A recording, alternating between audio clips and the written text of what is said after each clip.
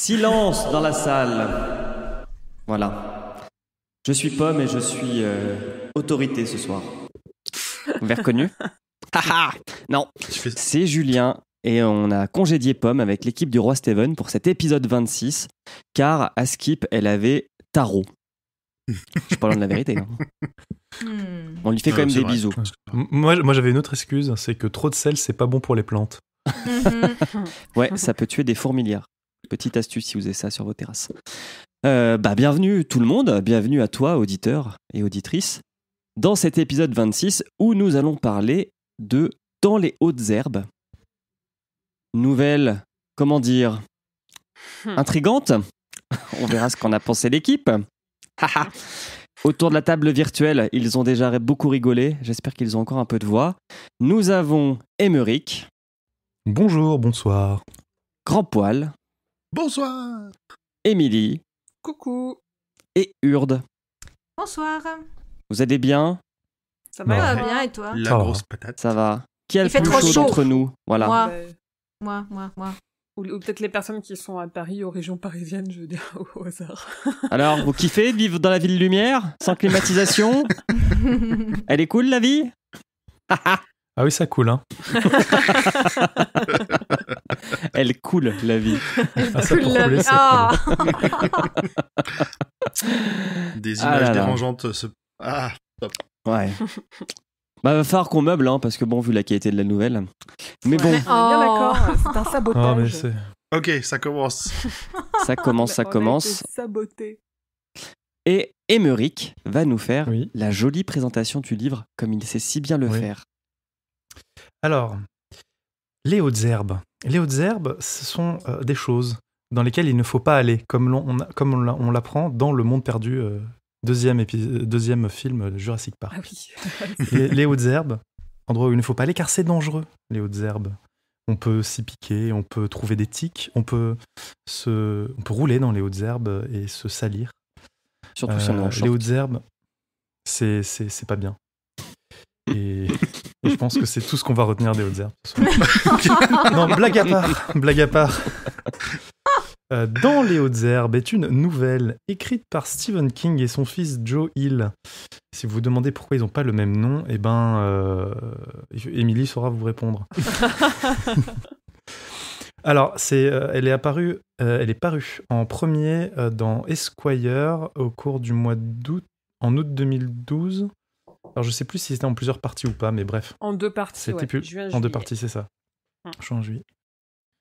Et samedi, août 2012. Bon, bref. Wikipédia. Oui, enfin, été. Je dis ref nécessaire, Wikipédia. Bref.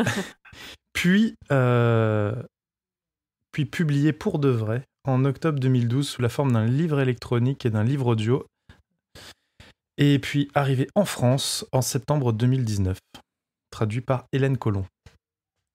Je ne sais pas si la traduction française est de qualité, car j'ai lu la version anglaise. Est-ce qu'elle a un lien avec Gérard Collomb? Je sais pas. Tu as lu ou tu as écouté? J'ai lu. Ah. Je n'ai pas écouté le livre audio narré par Stephen Lang. Ouais, non, voilà. J'ai lu Mais en Émilie fait France- pas genre. En français, Non, moi non c'était- plus, je l'ai pas écouté, je l'ai pas relu. Attends, Non, c'est mais Steven de- Lang qui fait... Alors, si c'est l'acteur qui est connu, celui qui a joué dans Avatar, là? Qui joue le vieux méchant. Ouais, il me Oui, semble. c'est lui. C'est le colonel de Avatar. Ah. King, ils aiment bien mettre des gens connus qui lisent, des acteurs en tout cas qu'on connaît. Souvent même des mecs qui ont joué dans des adaptations. Ok, c'est Là, pour c'est ça qu'il bien, est je crois pas que super ce soit cher, genre 15 balles pour 2 heures, excusez-moi, mais bon... Déjà le que truc est 60 pages, 2 quoi. euros ou 3 euros, c'est trop cher pour la nouvelle, alors ouais. Bah ouais, Et bah donc, là... avant de passer à vos avis, Non, on veut donner notre avis. Le Non. résumé en 1 minute, ou même en une phrase, c'est « Ne lisez pas les hautes herbes !» Mais non. Ne lisez pas dans les hautes herbes. Merci Mike. Non, en vrai, c'est pas si pire. J'ai trouvé que c'était facile à lire, que c'était rapide, c'était cool. Enfin, c'était cool parce que c'était rapide à lire. Après, ouais, c'est une petite nouvelle. Je pense que c'est vraiment un feuilleton de magazine, quoi. C'est clairement ça. Et enfin, après, j'ai pas détesté au final, mais j'ai pas non plus adoré ou aimé ou quoi que ce soit. Elle m'indiffère, on va dire, cette nouvelle. Oh là là. Quelle violence. Grand poil, qu'en as-tu pensé? Moi j'ai bien aimé la lire. Ça, pour moi c'est une petite nouvelle d'horreur classique mais efficace. Voilà, ça demande Par pas contre, plus. j'aime bien le concept. J'aime beaucoup le concept. Le concept, il y a des descriptions qui marchent bien, qui font assez peur. Le seul problème, c'est que je voyais vraiment pas l'intérêt de sortir ça tout seul en fait. C'est ça qui me dérange le plus dans cette nouvelle, c'est que le sortir tout seul, surtout en plus au prix qui sont pratiqués, ça n'a aucun intérêt. Enfin. Ouais, c'est bien une nouvelle de magazine en fait, pas. Ouais, c'est ça. Elle fait 50 pages au total quand tu rassembles tout. Vendre ça 2-3 euros, quand tu vois le prix d'un roman complet, ça fait. Ouais. T'as l'impression que tu te fais avoir quelque part, quoi. Ouais. Mais voilà, moi j'ai trouvé ça bien. Émilie, tu l'as relu? Non, je l'ai pas relu. Moi, je l'avais lu quand elle est sortie en français, donc il y a pas si longtemps. C'était en septembre dernier, comme tu l'as dit. J'avais eu un peu la même impression que vous. Pour moi, c'était... Déjà, ça m'a trop fait penser aux Enfants du Maïs. Ouais, parce que je l'ai lu quand on le préparait en plus pour notre live. Et ça ressemble trop aux Enfants du Maïs. Je vois pas trop où on va. Ça suffit pas. C'est facile à lire, mais je trouvais ça un peu sans intérêt. Et c'est un sous-Enfant du Maïs, quoi. Pour moi, le truc avait déjà été traité et basta, quoi. Ouais, c'est pas le même concept au final. Ouais, et j'ai pas trop, parce que c'est une nouvelle qu'on a mise au vote des auditeurs et des auditrices, et merci pour votre vote, mais pour moi c'est un sabotage. Parce que c'est le truc, c'est souvent voté pour ce qui est le plus connu, et là c'est la dernière qui est sortie, il y a une adaptation sur Netflix, donc il y a aussi des trucs à dire et tout, mais on aurait pu faire une nouvelle tellement mieux et tellement plus cool pour l'été, quoi. Que ce truc-là, que j'avais pas du tout envie de relire ni de revoir, ouais. Un peu sans intérêt, ça fait partie... les gros recueils de King, il y a des nouvelles comme ça où tu les passes et puis tu les oublies un peu juste après, et pour moi, c'est un peu ça. Okay. Julien, tiens, toi, je pense que tu n'as pas aimé, hein, je crois. Alors, non. On ne sait pas. Je n'ai pas aimé la nouvelle, ça, c'est sûr. 60 pages qui se résument en 2 phrases, c'est quand même un peu se foutre de ma gueule. Ah merde. Parce que l'histoire, c'est quoi? Ah, j'entends du bruit, oh, je rentre dans des herbes, les herbes nous font bouger, on ne se retrouve pas, et on devient cannibale. Voilà. Alors que l'idée est bonne, comme tu disais. Bon, merci, moi je fais pas mon résumé, voilà. du coup. Mais du coup, j'ai une théorie. Je pense que c'est un gage. Je pense que Stephen King et ses enfants, on leur a mis un gage, on leur a mis un contrat, ils ont dû, tu vois, parce que il a de l'argent, c'est le père, puis il a dû vouloir donner un petit coup de pouce à ses enfants. Donc du coup, il a dit à Joe Owen, allez, on va écrire un petit livre ensemble, où vous écrivez un truc et puis je mettrai mon nom, comme ça vous allez gagner un petit peu d'argent. Et bah du coup, avec Joe, on a eu Plein Gaz et Dans les hautes herbes, et puis avec Owen, on a eu Sleeping Beauties. Bah ouais, mais ça marche pas parce que Joe, il s'en sort très bien par lui-même, hein, il avait pas besoin du coup de pouce mais de grâce son père. à Dans les hautes herbes. Mais voilà. Je pense... Et non, plus il avait déjà sorti pas mal de bons bouquins. Il avait déjà sorti Lock and Key. Bah ouais. C'est de la théorie très fumeuse, ça. Ouais. Laissons les théories aux expertes. Oui, Urne, t'en as pensé quoi du... Alors, moi, je l'ai lu en tant que tel, c'est-à-dire vraiment comme une nouvelle qui ferait partie d'un recueil. Et comme ça passe. Parce que, effectivement, c'est sympa, mais pas abouti. Mais finalement, si t'as dans l'esprit que c'est une nouvelle, c'est pas dérangeant en soi. Ce que j'ai trouvé intéressant, c'est que personnellement, j'ai eu l'impression de lire un peu les toutes vieilles nouvelles que King faisait. Et quand j'ai appris que c'était récent, j'étais assez étonnée. Et après, j'ai vu que c'était avec son fils et tout. Donc, si je reprends la théorie c'était une rédaction de 4e. Non, mais ça ressemble assez à ce qu'il faisait au début. C'était pas très abouti. Enfin, tu comprenais pas trop où il voulait en venir, mais il mettait son idée puis il passait à autre chose. Tu vois, mais là, j'ai trouvé que c'était un peu pareil. Et si je reprends ta théorie, peut-être qu'il a voulu faire avec son fils un truc un peu à la old style. J'en sais rien. Ça j'invente, hein, mais moi, c'est l'impression que j'ai eue en fait. Parce que je savais pas que c'était si récent. Moi, je pensais vraiment que c'était plus vieux. Mais je pense clairement qu'il faut pas rentrer dans cette nouvelle en attendant trop, parce que sinon tu vas te casser la figure, mais que si tu prends ça juste comme une petite lecture de 50 pages qui va franchement plus te distraire pendant les 2 heures où tu mets à le lire. Voilà, c'est ça. Ça passe bien, quoi. Arrête, c'est une de ses pires nouvelles, quoi. Non, je suis pas d'accord. Oh, non. Attends qu'on fasse les gros recueils, ouais. Tu vas voir. Alors déjà, on fait pas de grossophobie. Hein? Bah non, justement. Parce que, bah, si, non, parce hein. qu'on n'a pas encore fait de gros recueils, donc il faut qu'on fasse des gros recueils. Mais quand on fera des gros importants recueils, quand on fera des gros recueils, juste après on fera sac d'os. Ah là là.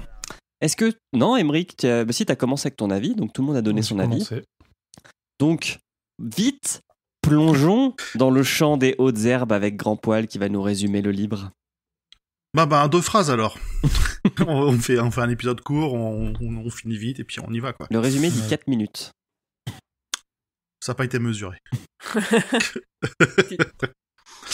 Notre histoire commence dans une voiture le long des routes du Kansas. Arrêtez de souligner ce texte, s'il vous plaît. J'avoue. Deux frères et sœurs, Cal et Becky, voyagent vers un lieu qui permettra à Becky de faire adopter son enfant non désiré. On pose l'ambiance. Cal est là pour le support moral et essaye de la distraire pendant le trajet en faisant le tour des attractions locales comme la plus grande boule de ficelle au monde. Un vrai bout en train. Ils sont près d'un champ lorsque soudain un cri d'enfant retentit. Ils s'arrêtent près d'une station-service dans un hameau composé de seulement quelques maisons, un bowling en ruine et une église condamnée appelée le Roc Noir de la Rédemption. Pour le moment, on se croirait vraiment près d'un champ de maïs. C'est comme la prison du Chouchen. Ouais, c'est ça. J'ai pas entendu, excuse-moi. C'est comme la prison du Chouchen. Ouais. Là, c'est la même, mais pas pareil. Ouais, il y a un petit truc que je me demandais avec les frangins frangines là. Bon, déjà dans le bouquin, tu sais d'office qu'ils sont frères et sœurs, contrairement au film. Hop. Ils sont Le film, jumeaux on ou n'en pas? pas Non, ils sont pas jumeaux. Hein. Ils sont jumeaux irlandais, ils ont 19 mois d'écart. C'est quoi? C'est une vraie expression? C'est quoi cette expression? C'est quoi? Eh ben, vous l'avez lu en français sûrement, et donc vous n'avez pas eu la version américaine avec ces petites expressions. Et en gros, monsieur et madame, c'est quoi, de Murt, leur nom? Ouais, ils ont un nom chelou, je l'ai pas Ah oui, noté. de Bref, Murt, je crois, ouais. Les parents disent d'eux que ce sont des jumeaux irlandais parce qu'ils ont 19 mois d'écart. Mais du coup, tiens, alors attends. là, tu relèves quelque chose d'intéressant, c'est 19, c'est pas un C'est hasard le fameux, si c'est chez King, ouais. Ok. Mais alors en Elle est France... enceinte à 19 ans. En français, ils 19 mois disent d'écart. qu'ils pourraient quasiment être jumeaux tellement ils sont tout le temps forés ensemble et ils peuvent même aller jusqu'à finir leur fin de phrase, enfin, ce genre de choses. Ouais, ils ont adapté en français, j'ai l'impression. J'ai Donc pas elle est souvenir d'avoir enceinte. une... Elle a 19 ans, elle est enceinte et ils ont 19 mois d'écart. Ça fait beaucoup de 19. Bah ouais. Mon Bien Dieu. ouais, bon, j'avais pas relevé ça. Heureusement qu'on est là. Hein. Bien vu, hein. Dans les hautes herbes, le cri se répète. À l'aide, à l'aide! Becky descend de la voiture et se rapproche de la bordure pour appeler l'enfant. Mauvaise idée de film d'horreur numéro 1. Pendant que Cal va garer la voiture. Mauvaise idée de film numéro 2. L'enfant n'est pas seul, on entend la voix de sa mère qui rejoint la sienne, mais elle ne veut pas faire de bruit sous peine d'attirer l'attention de quelqu'un. Mystère, ça fait peur. Cal découvre un truc bizarre sur le parking. Nous, on n'en saura pas plus pour le moment. Et je crois que dans la suite du résumé, j'ai oublié de parler de cette partie-là, donc on ne le saura jamais. Becky décide de descendre vers les hautes herbes quand même. Finalement, elles font plus de 2 mètres et donnent un air étouffant à l'endroit. Elle ose pas trop rentrer dedans. Cal se décide à la rejoindre et fonce dans les herbes direct, rien à foutre. Il s'enfonce quasiment hors de vue de Becky. Du coup, elle se dit qu'elle va le suivre, elle rentre dans les hautes herbes et elle essaie de passer un coup de fil à la police sur son petit téléphone Android.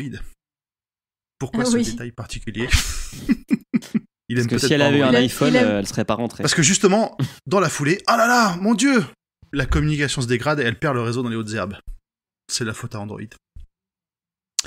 Pour se rassurer... C'est la 5G, ça. Ouais, c'est la 5G, ça dégrade l'herbe, ça dégrade tout. Hein. Alors qu'ils auraient été en WAP, hein. Ça passe pas dans les herbes. Pardon. Becky est quand même peu rassurée et elle chantonne des comptines un peu salaces en patientant, en essayant de retrouver Cal.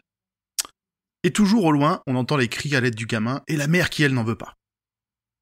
Cal finit par se prendre une touffe d'herbe et se vautre. L'herbe a l'air de saigner vert et elle se relève après son passage. Ok, jusqu'à là, tout va bien. Cal entend Becky mais ne la voit plus. Il essaye de sauter au-dessus des herbes pour l'apercevoir mais sans succès. Pendant ce temps, Becky aussi entend Cal sans le voir. Mais quelle horreur! Il semble se déplacer sans logique d'avant en arrière, sa voix ne provient pas du même endroit à chaque fois qu'elle l'entend. C'est limite si elle l'engueule, je crois, en lui disant d'arrêter de lui jouer des tours et de se balader.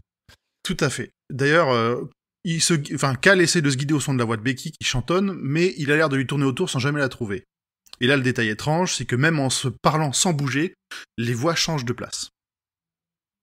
Pour le coup, cette ambiance-là, moi, j'ai trouvé vraiment super, super sympa. Le côté, ils savent vraiment pas où ils sont, et la montée sur le mystère, c'est bien décrit. Moi, ça m'a rappelé les parties de cache-cache dans le maïs, mais pas au même niveau, hein, mais... mais je sais pas si vous avez fait ça, mais c'est assez trippant quand même, parce que tu perds un peu la notion de... Mais oui, espèce de citadine. Non, nous, on rentrait pas dans le maïs, on piquait une ou deux branches, et puis on se barrait en cours. Non, j'ai grandi à la campagne, mais je lisais des chairs de poule quand j'étais gamine, donc je faisais pas ça. J'avoue, ah ouais si jamais c'est assez effrayant quand t'es gamin. Écoutez, je lisais du Stephen King et ça m'a jamais empêché de passer des nuits en forêt. Ouais, en fait, si tu cours dans les champs avec tes cousins ou tes potes, au bout d'un moment, quand t'es perdu, faut juste aller tout droit, quoi. C'est ça, mais tu sais, quand t'es gamin, moi je dis, je sais pas, genre t'as 8 ans, tu vois. T'es encore en mode. Ouais, bah après, il faisait pas la taille de ce qu'on a là, quoi. T'as déjà vu du maïs? Ça fait 2 mètres. Ah si, du maïs, le maïs, il fait bien 2 mètres. Non, quand je dis taille, c'est pas en hauteur, je dis la taille de la parcelle.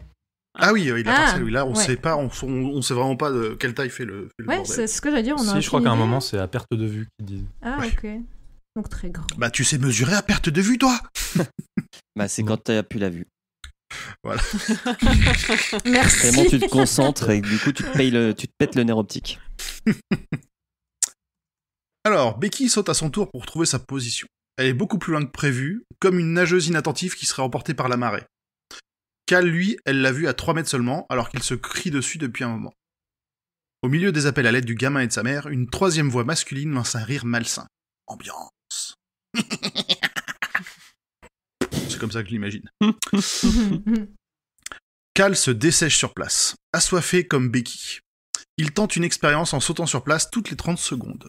À sa grande horreur, il constate que l'église dont il s'est servi comme point de repère n'est pas à la même distance à chaque saut. C'est le moment où il décide de péter un câble et il se met à courir tout droit vers la route. Enfin, peut-être. En braillant dans tous les sens. Il se casse la gueule plusieurs fois, l'atmosphère est étouffante, les herbes ont l'air de s'enrouler autour de ses pieds. Il entend des bourdonnements de mouches et c'est de plus en plus fort. Et il finit par tomber nez à nez littéralement avec un cadavre de Golden gonflé par la chaleur et les asticots grouillants. Bon appétit. Les repères géographiques et temporels sont complètement brouillés. Cal tourne en rond dans les herbes, découvre d'autres cadavres d'animaux, sans parvenir à retrouver où se trouve le gamin. Même sa montre s'est arrêtée. Et là, on a une petite ref à Fringe et X-Files, quel bon goût. On retrouve Becky épuisée avec des contractions de plus en plus fortes. Elle pousse un hurlement, mais elle n'est plus seule. C'est un peu surprise façon Space Jockey dans Jessie. Cal se précipite vers son cri, vers elle, c'est compliqué a priori. Et là on retrouve le père de Tobin, donc le Tobin c'est le nom du petit gamin qui a été présenté un peu plus tôt, qui est à côté d'elle et se présente. Il a l'air bien dégueulasse, tout sale, tout un peu amoché et un débit de parole un peu étrange. Il pense avoir retrouvé sa femme après avoir embrassé une pierre dans une prairie au milieu des herbes. Il a même vu des petits hommes danser sur la pierre, ou dedans, on va savoir. Il est très confus, cet homme. Becky pense qu'effectivement, il l'a retrouvé et probablement tué, et probablement mangé aussi, parce qu'il a du sang un peu partout sur lui. Moi, les pierres, ça m'a fait penser à N, la nouvelle N. Je sais pas si tu l'avais lu. Non, je l'ai pas lu. Ah, bon, bah voilà. Bon, on en reparlera quand on fera N. Ça t'a pas fait penser au Toby Knocker? Il y a un peu de ça, il y a une description dans ce style-là, ouais. D'ailleurs, on va voir un peu plus tard que ça se rapproche un peu du même cas que les Tommy Knocker. Donc, il profite du choc... Alors, le père de Tobin profite du choc de Becky, qui est complètement surprise, pour se rapprocher d'elle. Et il lui propose tout simplement de faire l'amour nu comme des bêtes sur la pierre. Oui, tout en essayant de l'étrangler. À la lumière de la lune. La violer, la lumière de la lune. C'est romantique. Ah bah non, il lui demande. Peut-être qu'elle sera consentante, on sait pas. Bah, elle a du mal à parler. Hein. Oui. Vu qu'il est en train de l'étrangler. C'est ça. Donc oui, Becky est pas mal sous le choc, elle a vraiment beaucoup de mal à réagir à ce moment-là, entre la déshydratation, les contractions et l'horreur de la situation. L'herbe parle au fou, il semble comprendre le haut terre bien. C'est dit comme ça dans le texte. J'ai un peu pensé du coup à la tour sombre avec le haut-parlé. Il nous parle toujours de ça. Mais quelle est cette traduction de merde? Qu'est-ce qu'ils ont dit pour le langage de l'herbe? Mais non, il comprend les hautes herbes, c'est tout. Ah ouais? Ah oui, oui. Oui, c'est ça. Ah non, c'est non, littéralement, il comprend les autoles grasses, quoi, les hautes herbes, il comprend. Enfin, mais what? Attends, j'ai quand même un doute. Je sais plus si c'est vraiment marqué comme ça en français, tu me mets le doute, mais je crois que si, je l'ai pas inventé ça. Mais c'est possible, ouais. Je reverrai tout à l'heure. Donc, il continue à nous parler de cette pierre qui serait là depuis la dernière ère glaciaire. Comment est-ce qu'il sait? Il a son kit de datation au carbone 14 sur lui, je sais pas. Pendant que le fou, donc j'ai pas donné son nom, c'est Ross. Oui. Peut-être pas que le fou. Donc pendant que le fou déblatère, Becky, elle Ross s'éteint le petit à fou. petit. Non, c'est Ross Geller. Il est aussi fou. Lui, c'est Ross le malaisant. C'est différent. Il est pas juste malaisant. C'est vraiment toxique. Il est un peu taré. Donc, Becky, comme elle commence à manquer d'air, elle s'éteint petit à petit, et en touchant les clés, en cherchant quelque chose, ça lui fait remonter les souvenirs de cours d'autodéfense, elle va s'en servir comme d'un point américain. Et bam! Au deuxième coup, elle parvient à se libérer en crevant l'œil de Ross. C'est dégueulasse. C'est dégueulasse. Malheureusement, alors c'est que le début du dégueulasse, hein. Je vous préviens. Malheureusement, Ross reste le plus fort et commence à s'acharner sur son ventre en mettant en danger le bébé. La description, elles sont assez violentes, il lui canarde bien le bidon. Hein. Becky arrive à le faire trébucher. Coup de genou. Ouais, c'est des coups de genou, des coups de pied, il y a un peu de tout. La violence, ouais. Donc Becky arrive quand même à l'attirer là où elle veut et à le faire trébucher sur le bras coupé de sa femme. La bagarre continue. Ross connaît le nom de famille de Becky et la destination de son voyage.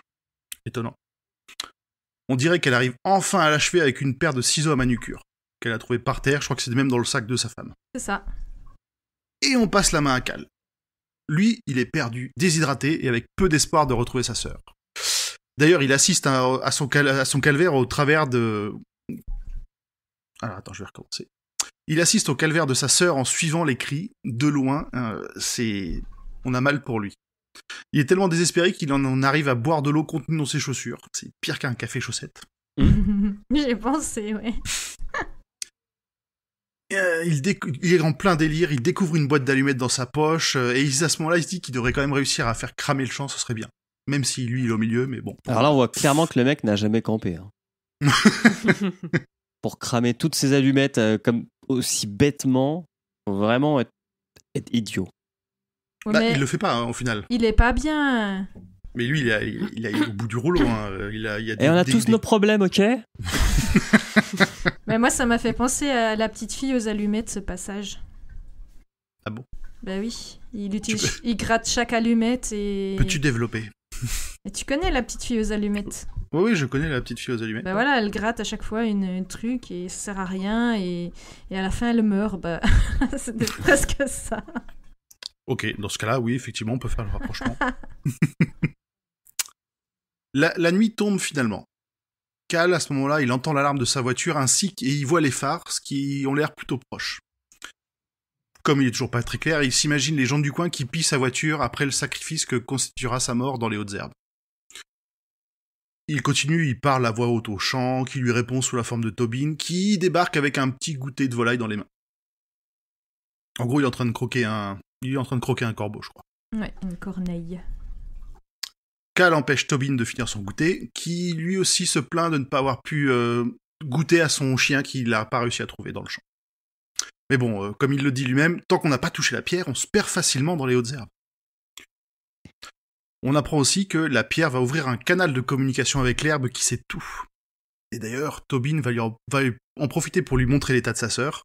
Oui, il est au courant de ça aussi, si Cal veut bien toucher la pierre. Tobin disparaît dans les hautes herbes et Cal part à sa poursuite et tombe sur la clairière de la pierre. Pendant que Cal est sur la pierre, Becky, elle subit de plein fouet une naissance prématurée de son enfant dans une débauche de détails gore. Ouais. Et là, on se retrouve un peu dans sa tête, elle avait envie de garder cet enfant qu'elle voulait nommer Justine, mais une fois sortie de son ventre, elle est muette, et on repasse à Cal. C'est brut. Cal est attiré vers la pierre et ses petits bonhommes dansant, parfois au-dessus, parfois dans la pierre.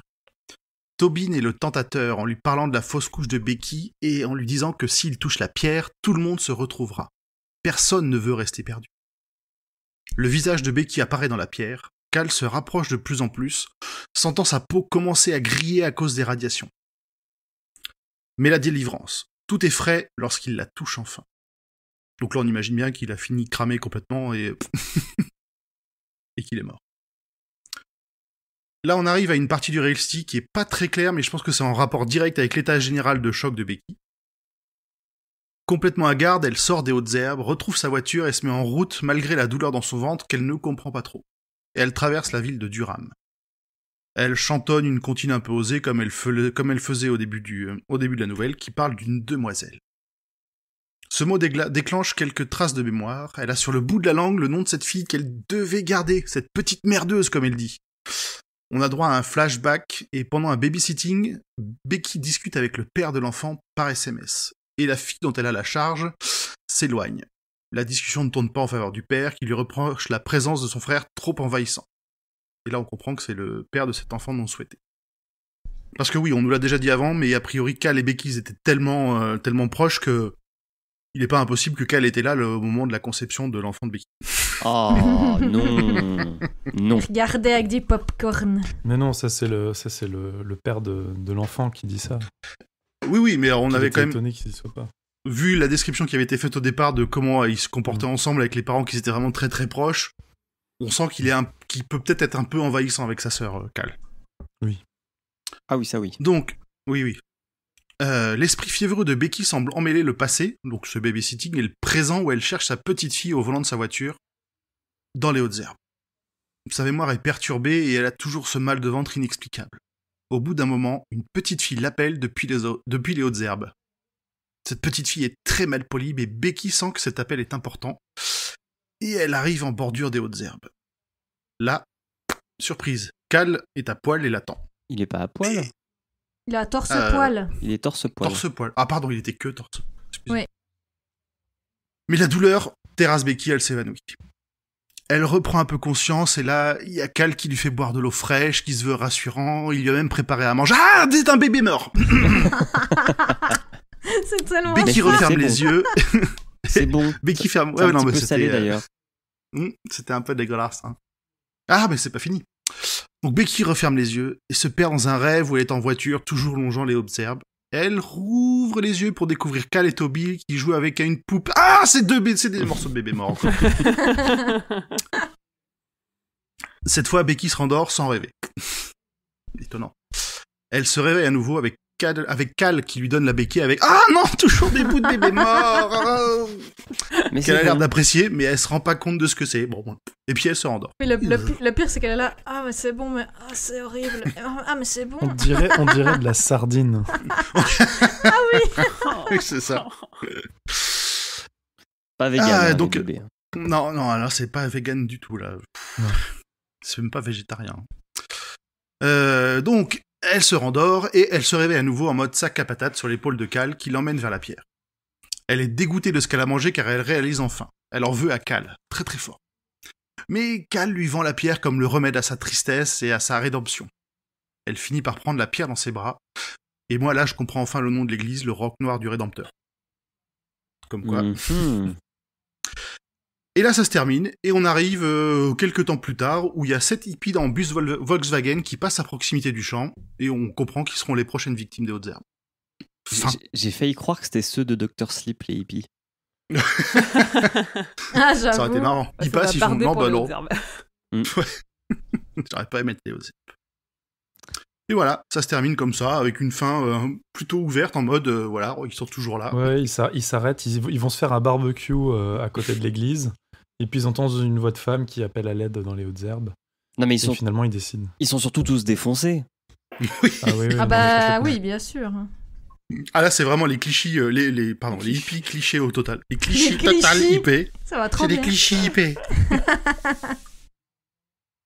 Eh bah, merci Grand Poil pour ce résumé. Merci, c'était très bien. Ouais. D'habitude, Surtout... quand on fait les résumés, on n'apprécie pas autant l'histoire, mais je pense que toi, t'étais flat. Il n'y avait pas de problème. Tu es embauché. C'est meilleur quand il y a moins de sel. Hein. Oui. Oui, parce que t'as pas aimé l'histoire et pour autant t'as pas tartiné de sel, quoi. Bah si, moi j'ai bien aimé l'histoire. Ouais. Non, moi ça m'a pas vrai. choqué. Hein. Non, t'as bien aimé ce que t'as dit pendant le tour des avis, c'est t'as bien aimé le concept de l'histoire. Non, ça c'est Émilie qui disait ça. Mais c'est Émeric qui a dit ça et j'ai repris ce qu'a dit Émeric. Voilà. Mais non, moi j'ai dit que Ça y est, j'aimais bien on parce se que déplace, nos avis se déplacent. Dites, continuez à parler parce que là, je vais pas vous voir. On fait un épisode concept. Faut qu'on saute en même temps. À 3. Julien À 3, on saute. 1, 2, 3. Clap. Bon, Aïe. Émilie, est-ce que tu peux nous parler de l'importance du livre dans la bibliographie et l'univers de Stephen King ? Et oui, je peux faire ça. On n'a pas beaucoup d'infos. Il y en a la plupart. Émeric les a déjà dites. Donc c'est donc dans les hautes herbes, In the Tall Grass en VO, ça a été écrit à 4 mains, donc par Stephen King et par son fils Joel. Donc c'est la première fois qu'on parle de Joel parce il a écrit avec Joel, il a écrit Plein Gaz et Dans les hautes herbes, mais on n'a pas encore parlé de Plein Gaz, mais on a parlé d'Owen King pour Sleeping Beauties. Mais avec Joel, il fait que des nouvelles, il fait pas des gros pavés qui servent à rien. En anglais, donc oui, elle a été publiée en 2012 dans le magazine Esquire en 2 parties, réparties dans les éditions. Moi, j'avais trouvé juin et juillet, et en e-book en octobre 2012. En France, une traduction a été publiée par Albin Michel au format e-book seulement en 2019, peu de temps avant la sortie de l'adaptation sur Netflix, dont Julien vous parlera tout à l'heure. Et la nouvelle, elle est aussi dans le recueil Full Throttle de Joel, qui sera publié en France chez J.C. Lattès sous le nom de Le Carrousel Infernal le 23 septembre prochain. Et j'avais rien d'autre à dire parce que j'avais pas trouvé de connexion, mais du coup je peux rajouter les 2 qu'Émeric nous a aidé à relever, c'est-à-dire celle avec le chiffre 19 qui est un chiffre important de l'univers de King et notamment la tour sombre qu'on est en train de faire aussi par ailleurs. C'est que la nana elle est enceinte à 19 ans et qu'elle a 19 mois d'écart avec son frère. Moi, j'ai vu un autre... Alors, il me semble que j'ai vu un autre truc à la fin, c'est ils vont à Topeka, non ? Ah oui, ok. Mais je sais pas si c'est une vraie ville ou si c'est imaginaire. Si, c'est dans la Tour Sombre aussi. C'est dans la Tour Sombre et c'est dans Cellulaire.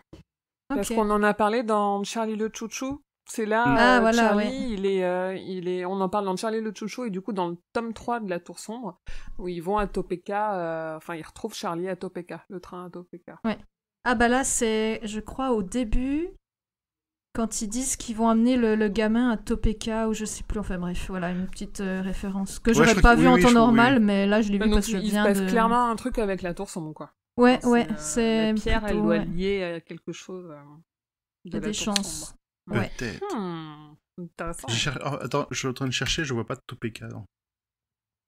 Parce que je suis sur l'e-book et j'ai bien confirmé, il y a bien marqué que l'herbe, elle parle, enfin qu'il faut apprendre à parler le haut-herbien. Je vais vérifier. Ou alors c'est dans le film. C'est peut-être dans le film. Qui parle de Topeka. Non, je crois que dans le film, il parle surtout de San Diego, mais Topeka, ça me dit rien. Si vous le trouvez pas dans le livre, c'est dans le film au début quand il récupère le gamin et la nana dit on va vite le déposer à Topeka. Ou à la fin là. Ah oui, t'as raison. À la fin peut-être. Non, à la fin, pardon, c'est à la fin. À la fin. Voilà. Ce qu'il veut pas, ça va faire demi-tour. Ouais, et puis là, ça faisait un peu comme l'autre film, là... C'est quel film qu'on avait vu où ils sont... Non, j'ai rien dit, j'ai confondu avec un autre film, pardon. Mais je ne sais plus lequel, donc je peux même pas vous expliquer. Ok. On va pouvoir couper ça. Non, on va le laisser. Ah, si vous voulez, hein, mais ça n'a aucun intérêt. Et puis, on va passer à ma partie. Ouais, je suis content. La partie, ça va être la partie du sel, je pense. Hein. Les adaptations du livre par moi. Ça va le melon. Je fais comme Pomme, ok? Alors.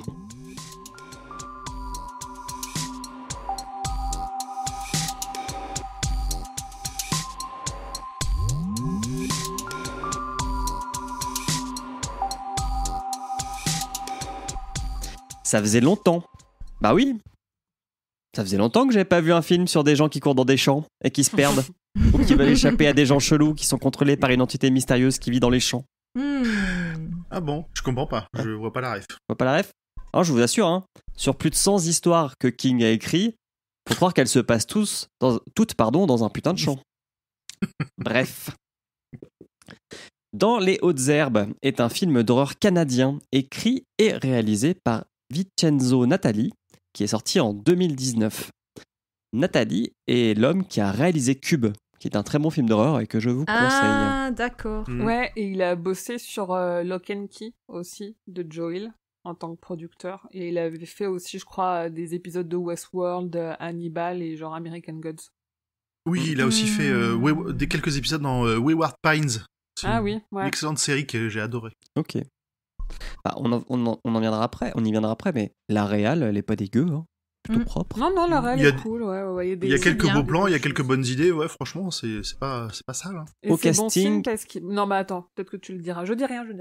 Vas-y, continue. Au casting, il y a Patrick Wilson, qu'on a pu voir dans Conjuring ou Aquaman, et des Nobodies, parce que les autres sont pas connus.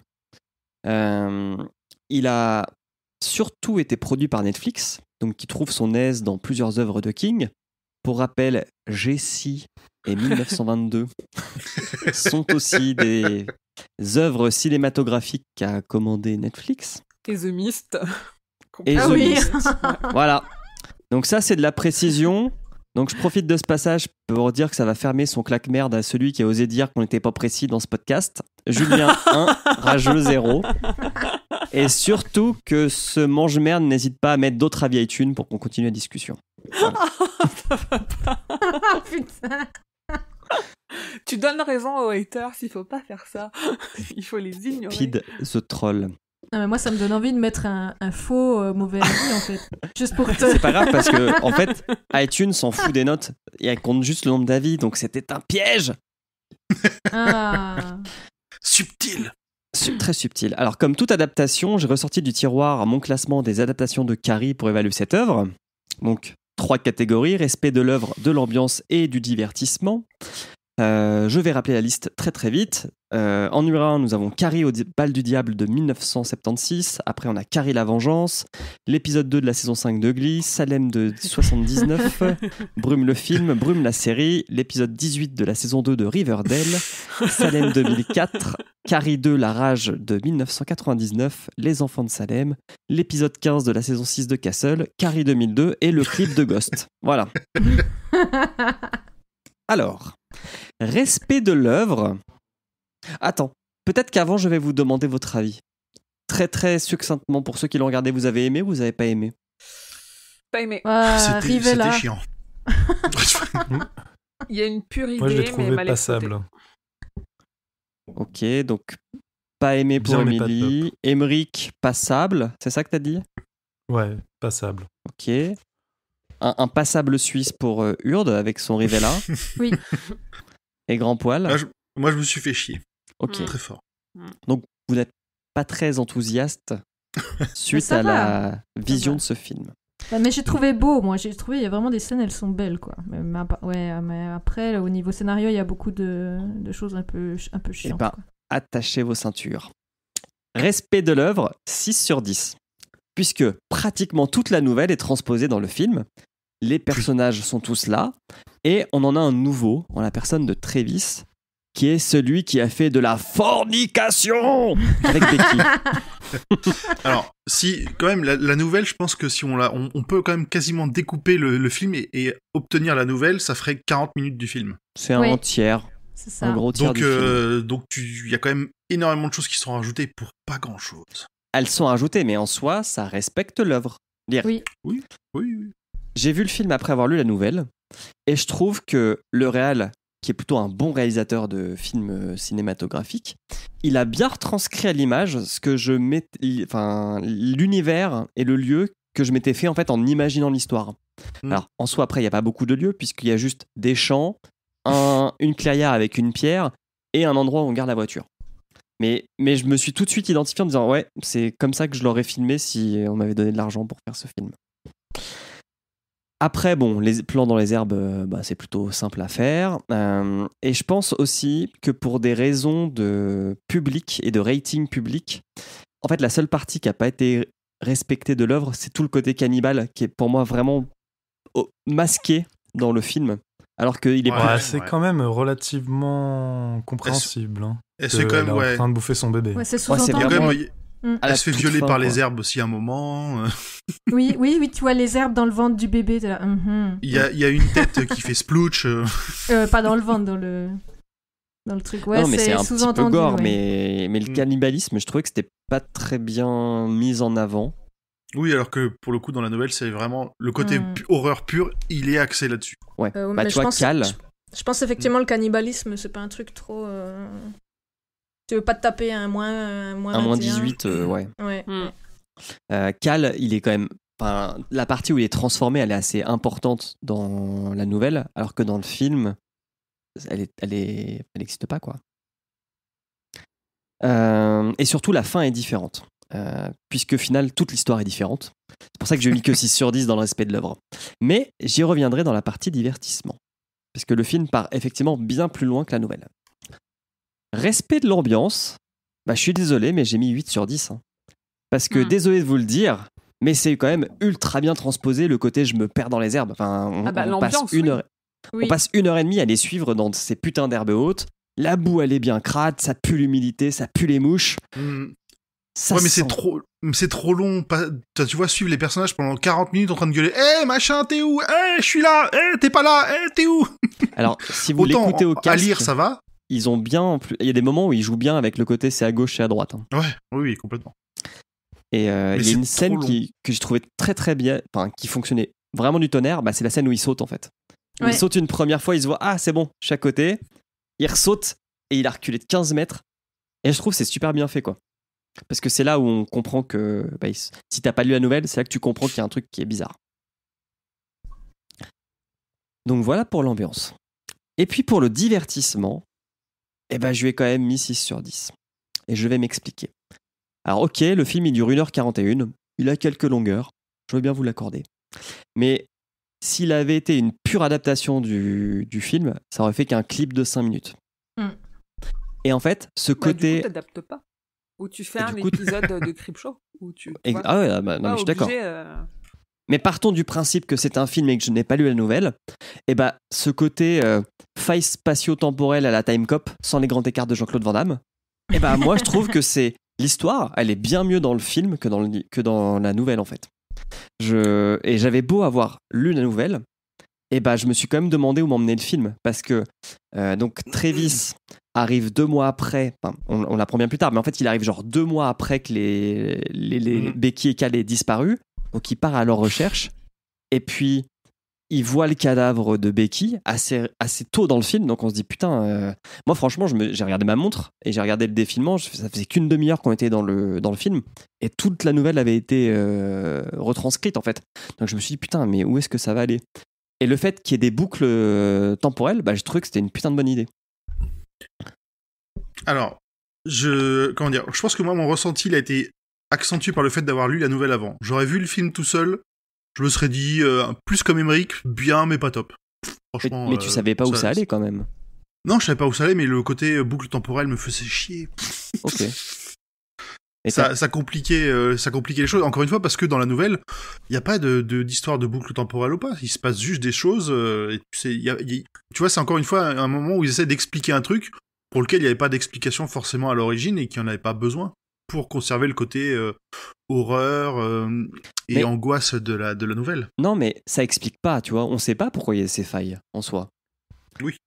Mais c'est juste que ça fait pas. Enfin, je trouve que c'est plus intéressant que dans le champ, il se passe vraiment des trucs bizarres aussi bien dans l'espace que dans le temps. Alors après, il y a des trucs qui servent à rien, genre un moment là, quand elle est pas loin d'accoucher, que la terre tombe et qu'on voit qu'il y a des corps un peu partout sous la pierre. Je fais what? Qu'est-ce qui se passe? Ouais. Ah, alors, si j'ai bien compris, mais je suis pas sûre, ça fait partie justement de la boucle temporelle, non? Ces corps. Pas sûr. Bah, alors ça, je sais pas. Ouais, c'est compliqué quand même. Hein. Enfin, en fait, ce que je trouve une bonne idée, c'est que quand tu meurs, tu bouges pas. Ça, on te le répète plusieurs fois dans le film. Et que comme ils sont plusieurs versions de Cal, de Becky, de Travis dans dans le champ, un moment, quand il se fait tuer, Cal, parce qu'il devient pas cannibale, il se fait tuer par il se fait tuer par Ross. Et en fait, il y a tous ces cadavres à la ligne. Et Ross l'explique bien, il dit t'as essayé plein de fois d'aller à gauche, d'aller à droite, mais au final, je te rattrape toujours, quoi. Ah, putain, ouais, ok, j'avais pas compris. Oui, non. Ah, puis, Patrick Wilson, je l'ai trouvé excellent. Ça, là-dessus. Ouais. Il fait bien En plus, il a bien une tête de mec un peu lambda, habillé avec son petit polo rose, là. Et en fait, c'est le Uber connard. Il était très bien, mais... Ouais, non, enfin, t'arriverais presque à me revendre le film. Hein. Et la mort de la mère de Toby, là, elle m'a fait rire. Ça m'a un peu rappelé Game of Thrones et un petit hommage à la montagne. Alors, sachez je crois que c'est Slate qui avait fait un article pour savoir si c'était physiquement possible d'écraser un crâne à deux mains. La réponse est non. Mais non, c'est pas possible, c'est sûr. Hein. Oui, mais il a touché le rocher. Mais il a touché le rocher. Il est plus humain. Et le dernier point par rapport au divertissement, j'aime bien la fin de ce film. J'aime bien le côté... on va spoiler, de toute façon on a déjà à moitié spoilé, mais de toute façon on va tout spoiler. Donc Travis se sacrifie un petit peu parce que Becky s'est fait tuer. Du coup, il touche la pierre alors que Toby lui dit non, touche pas la pierre parce que tu vas totalement vriller. Et il touche quand même la pierre et il s'en sert pour sauver Toby et le ramener dans un univers juste avant que Cal et Becky rentrent dans le champ. C'est ça. Et j'ai trouvé que c'était bien en fait. C'est pour ça que je trouve que l'histoire en soi du film ferait une bien meilleure nouvelle que la nouvelle dont il est l'adaptation. Et je me demande si je me suis pas endormi parce que je me souviens même pas de la fin du film. mais je l'ai regardé il y a 2 jours en plus, hein, même pas. Merde. Et ça a aussi un peu bien respecté l'œuvre dans le sens où Cal, franchement Cal dans le livre, moi je le trouve creepy un petit peu quoi. Mais mais c'est pas trop mis en avant qu'il est creepy, tu vois. Alors que dans le film, il tue le petit ami, enfin il tue le père de son neveu. Enfin, du moins, il essaye de le tuer. Et franchement, il est connard 2000 dans le film. Et ça colle puis mieux. Même son attitude, t'as envie de il a une tête à claque. T'as vraiment envie de lui en coller une dès que tu le vois apparaître quasiment. Mais ça, c'est pas un argument, grand poil. Hein. Non, c'est vrai. Non, ça Non, c'est pas un argument. Mais du coup, je trouve que ça... Franchement, c'est une bonne... Je suis désolé, mais c'est une bonne adaptation du film et c'est pas un mauvais film. Hein. Alors, c'est moi, pas un mauvais film pour je suis moi. comme toi. C'est pas un mauvais film, mais voilà, il y a des petits trucs qui... un peu chiant. C'est pas un chef-d'œuvre, hein. J'ai pas dit ça. C'est ça.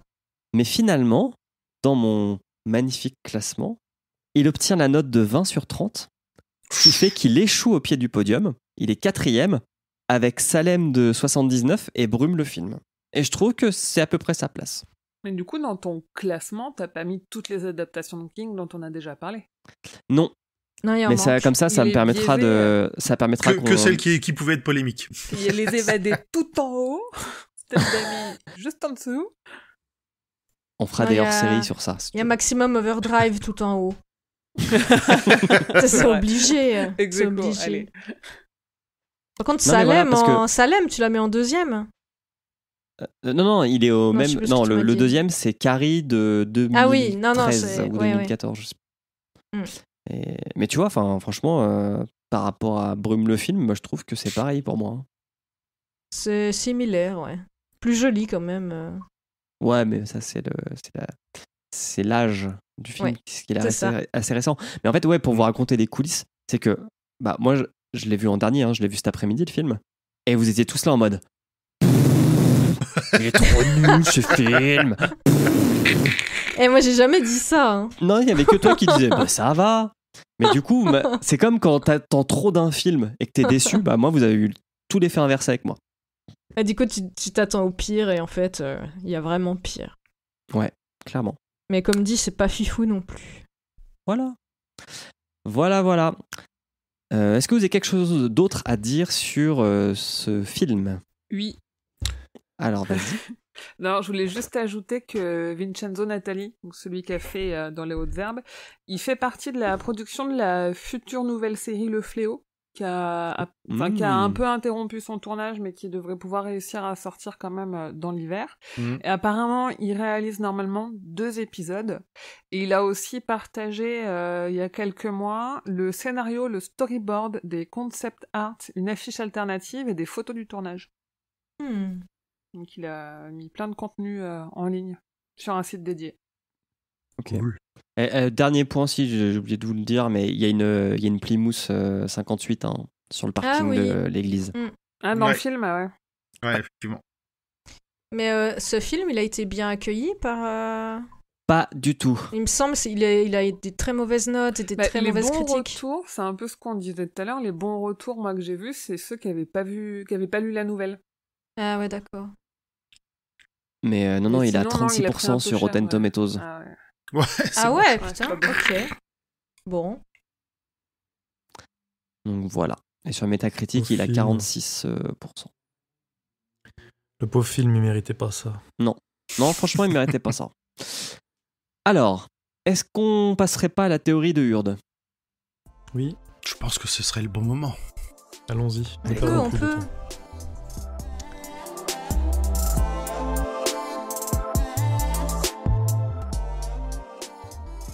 Alors, avez-vous déjà essayé de mettre de la poussière sous le tapis en espérant qu'elle n'existe plus ?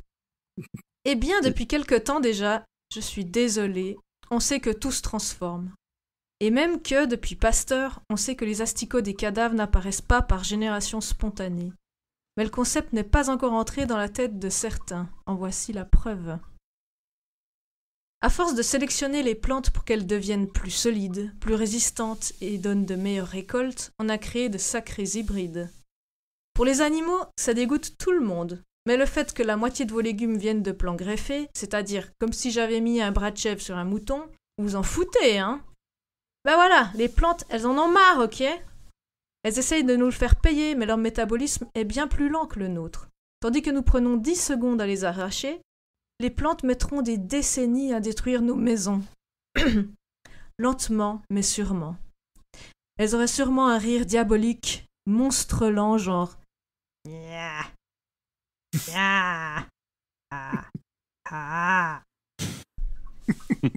Mais un jour bien passé, une météorite est tombée sur le sol, créant, tada, le premier OGM. Je vous laisse le soin des détails techniques, notamment s'il s'agit d'une pollution extraterrestre biologique ou non. Sous sa radiation, les plantes eurent les moyens d'attirer les humains, de les droguer et de leur extraire leur vie. Car oui, dès que tu entres dans le champ, il faut noter que tu vas te taper le trip le plus spectaculaire de ta vie. Plus de repères spatio-temporels, l'impression du savoir absolu, une faim tonitruante de celle que tu vas bouffer les autres humains, le fait de voir la mort. Une légende dit qu'un chaman d'une tribu amazonienne y est entré. La légende ne dit pas comment d'ailleurs, ça m'intrigue, mais grâce à son expérience a pu en ressortir vivant. Avant de sombrer dans la folie, il livra à ses confrères. « Lécher les grenouilles empoisonnées, c'est pour les bébés, les gars !» C'est d'ailleurs ce qui explique les peintures de la météorite. Certains humains ont essayé d'y inscrire un message pour rebooter les curieux. Mais, trop déchirés, ils ne purent qu'y dessiner des bonhommes bâtons tout moches. Raté. Ainsi continua le piège à la manière des dionnées, vous savez, les plantes qui attrapent les mouches. Et à force, il doit y avoir plusieurs dizaines de centimètres de compost de cadavres là-dessous. Pensez-y la prochaine fois que vous croquerez dans une carotte ou un radis bien dodu. S'ils le pouvaient, ils vous boufferaient eux aussi. Imaginez une horde de légumes qui vous découperait en rondelles pour en faire un gratin ou qui vous exploserait pour une purée.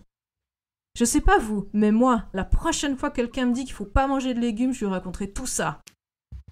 Comme ça, au lieu de devenir vegan qui mange les plantes car c'est mieux pour plein de raisons, on va tous devenir vegan pour détruire ces saloperies de végétaux.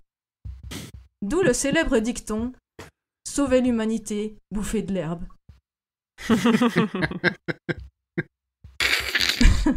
Faut qu'on envoie cette théorie à Simon. Simon. Je pense qu'il la valide. Simon du podcast Les Carencés. Mais je te signale qu'il y a 2 végétariens. Podcast du label Podcut. Oui, mais vous, du coup, vous êtes là, vous l'avez entendu. Eh ben merci Hurd. de Merci à cette vous. théorie qui ressemble un petit peu à l'attaque des tomates tueuses. Eh ben, je n'ai pas vu ce film, pourtant j'en ai souvent entendu parler. Et du coup, je me dis que Phénomène de M. Night Shyamalan, c'est aussi pourrait être une adaptation de la théorie de Hurd. Mhm. Alors j'ai vu plein de films de lui, mais j'ai pas vu celui-là, il faut que je m'y mette. Et je viens de te spoiler le film, du coup. Oh, alors, Désolé. aucun problème. Mais je l'ai pas vu celui-là, effectivement. Je prends note. Voilà. C'est Phénomène ? Non. Phénomène, c'était chiant. Hein. Te fais pas chier à la regarder. C'est forcément. celui T'es pas avec obligé. Mel Gibson, avec les aliens. Non, ça c'est Non. Signe. Ah, Ouais. Phénomène, Signe. c'est celui avec Mark Wahlberg et Ah, les plantes qui poussent les gens à se suicider. et Zoé Deschanel, c'était pas ça C'est ça. D'accord. Ah, mais c'est pas les j'en ai spores dans le gardé aucun cerveau. souvenir. Ouais, c'est un peu ça, ouais. C'est les plantes qui... on spoil, on est en full spoil. Hein. Bon, Allez. c'est notre marque de fabrique. Prends ça, Phèdre. C'est les gens qui commencent à tous se suicider de façon compulsive. Et en fait, c'est les plantes qui C'est les sports, non? qui via le vent Ouais, envoient c'est des spores. des spores ou des... Ok, ah ouais, alors je l'ai vu. Ou Mais des phéromones. c'est vrai que je crois que ça m'a pas marqué plus que ça parce que c'est un truc qui a déjà été traité plein de fois en manga. Donc, ouais, ok, tu vois. Déjà vu, mais il est pas si mauvais de souvenir. Ok. Et bah, sur ce, on va passer aux questions des auditeurs et des auditrices. Et c'est Émeric qui s'en charge.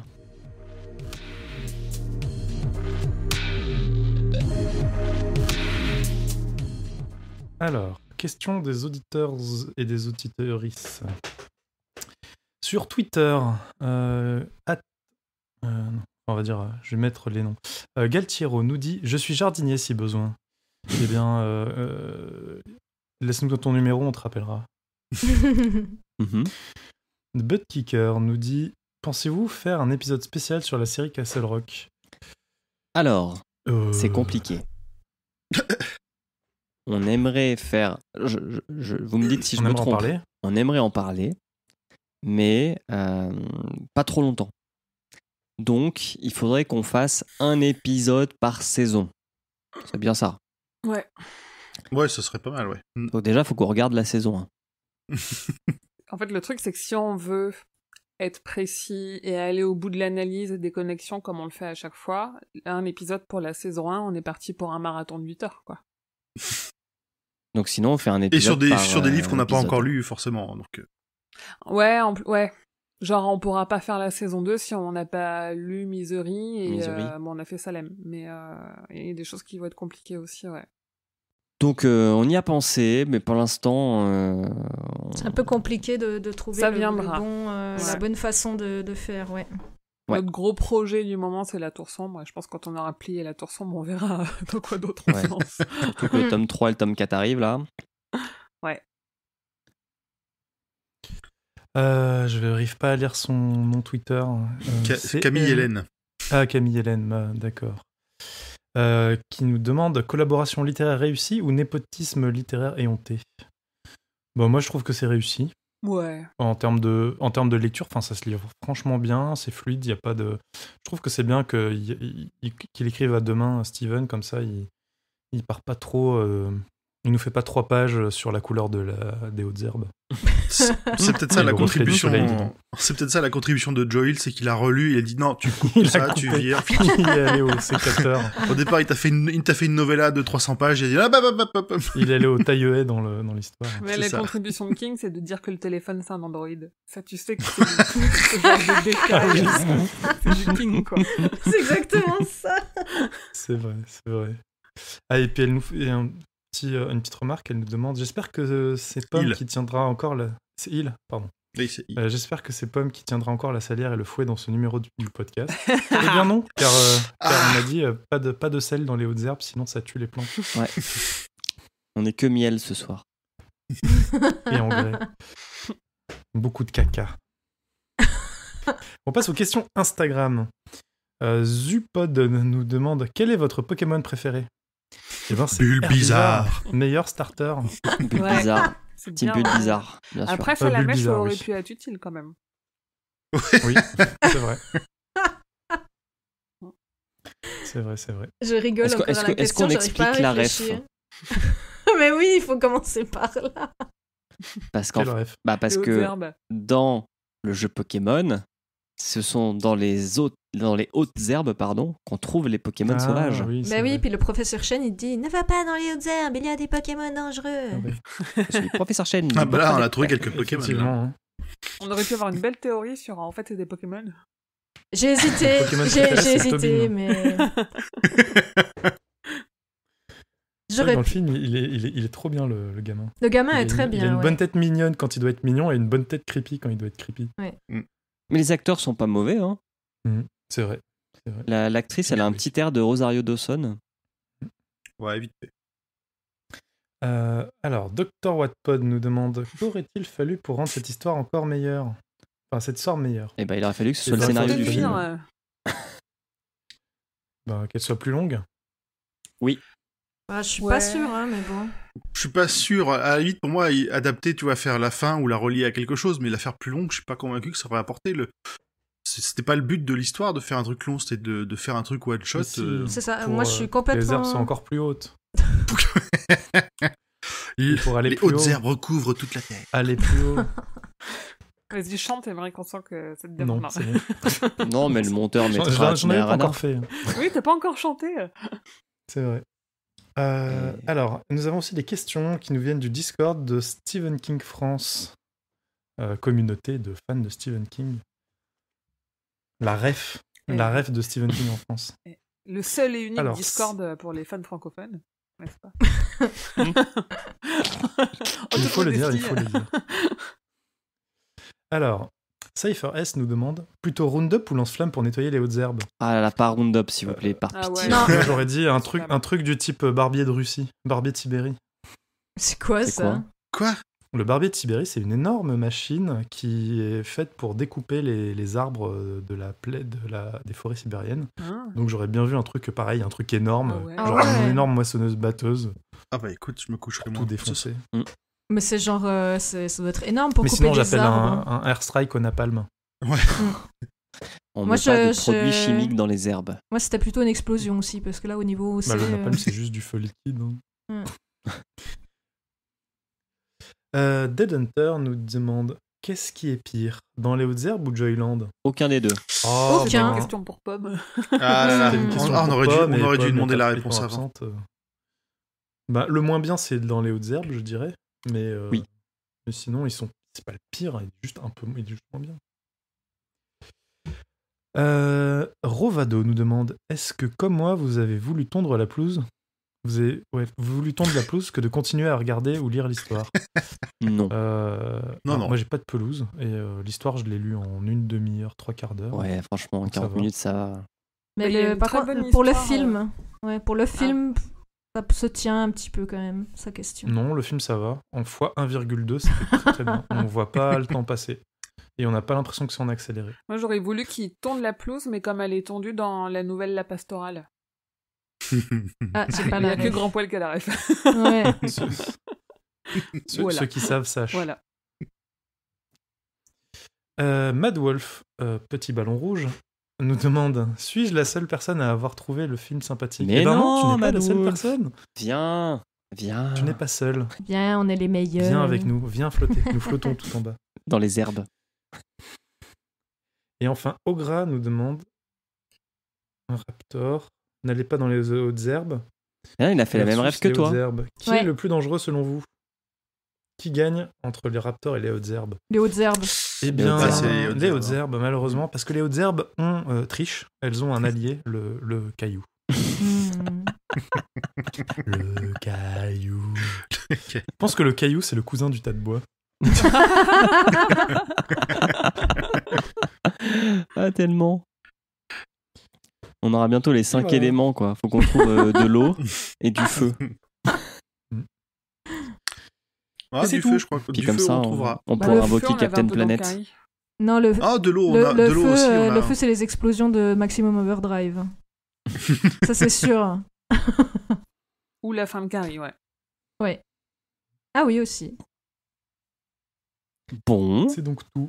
Eh ben, merci, Emeric, Conclure. Bah dites pour, donc, pour ces conclusions. Et du coup, Et on peut tout. conclure. une est-ce heure, qu'on c'est beau, ça. Est-ce qu'on recommande ce livre Moi, je le recommande, mais comme j'ai dit, de le prendre dans l'optique que c'est une petite nouvelle, quoi. Et pas en si faire... vous êtes dans un mood... ouais. Si vous êtes dans un mood de lire quelques petites histoires, nouvelles de King, c'est bien. Voilà. Le prendre comme ça tout seul, ou même en première lecture, alors pas du tout. Non, pas du tout. Mais attendez une promo, par contre. Hein. Ouais. Il y en a de temps en temps, ça arrive. Ou demandez à votre cousin russe. Ou alors regardez le film. Moi, je conseillerais de regarder le film. Voilà. Ok. Très bien. Est-ce que quelqu'un a quelque chose à rajouter ? Non. Moi, oui. J'aimerais dire que Le Roi Steven est un podcast du label Podcut. Retrouvez les 22 autres podcasts du label sur le site podcut.studio. Et si vous aimez Le Roi Steven ou les autres podcasts du label, vous pouvez nous soutenir en donnant quelques sous au Patreon, patreon.com/podcut. Eh ben, c'est parfait. En plus, le Patreon, il donne accès au Discord de Podcut, où on peut bavarder toute la journée tous ensemble au lieu de travailler. Et d'ailleurs, si vous posez vos questions sur le Discord de Podcut, elles seront lues en premier.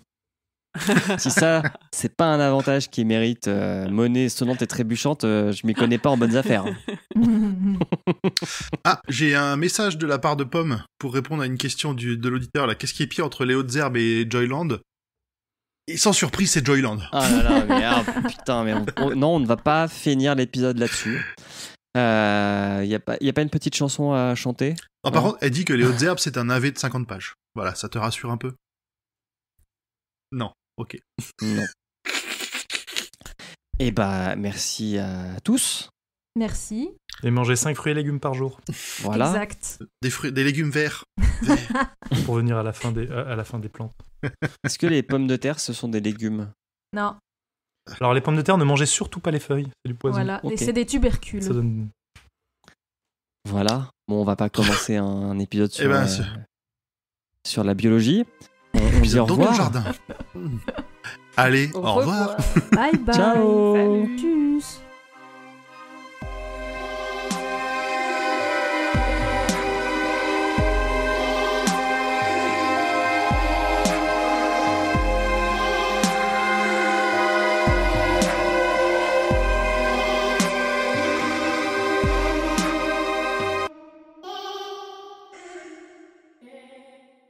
Jade est un bébé mort. Non mais le but du clap... Allez, on clappe à 3. 1, 2, À 3 ou 3. À 3 ou après 3? Voilà, il y en a qu'un qui a clapé. Allez, c'est bon, on y va. Cal tourne en rond. D'ailleurs, Cal... j'ai envie de l'appeler Carl tout le temps. Bah, Ça me dérange. Cal, c'est ça? Non, c'est Grand Poil qui cale. Oui, non, c'est moi qui cale. Cal... Putain, j'ai jamais été aussi drôle. Je m'enregistre. Voilà. Je suis un peu bas sur ma piste. Mais parce que j'ai pas mis mon son très fort, bah voilà. Twitter, Instagram, le Discord SKF. Allô, allô, monsieur l'ordinateur.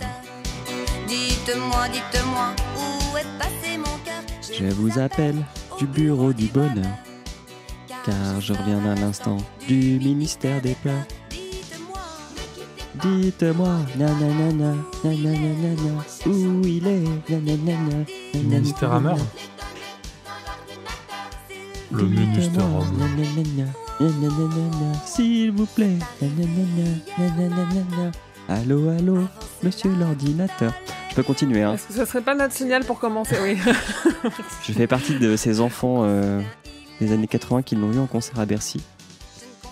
Ah oui, Bercy 92. Oui, j'ai même la cassette et le t-shirt dans... Ah, moi j'avais la maman. visière, tu sais, la visière en plastique. Moi c'était rouge, ma soeur c'était bleu, avec les petites lettres de toutes les couleurs dessus. Mes parents ont quand même annulé leur concert. Enfin, annulé. Ils avaient le choix entre Dorothée ou les Bee Gees. On a quand même été voir Dorothée. Hein. Ah, c'est des morceaux de bébé mort encore. Vous avez appelé le bureau du bonheur. Ne quittez pas. Ne quittez pas, ne quittez pas.